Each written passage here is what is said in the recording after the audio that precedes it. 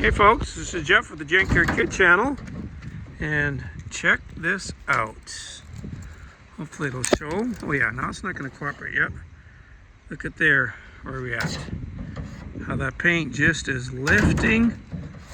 This is a 60 Edsel we had in the shop, or in the dolly burn actually, that I showed you needed paint work. Well, probably 45 minutes ago, I put Mr. Jackson to work on learning how to strip with a DA and a sander. And Tyler comes out, I said, help him out. And I come back, and it's this. And as I mentioned earlier, this car has been repainted. Fortunately, I see no issues on the lower color.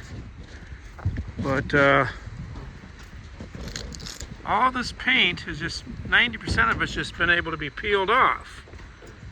And let me take a look here. I'm gonna bump Jackson from his stand, and we'll show you here our layers.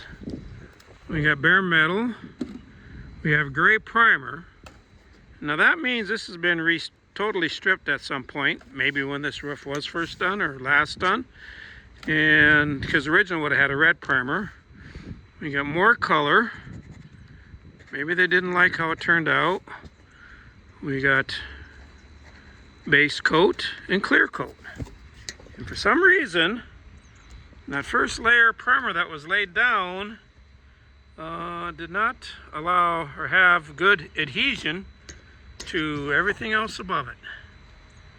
So sometimes these things can happen. The whys and how comes, or there's no absolute clear-cut answers why there wasn't good adhesion.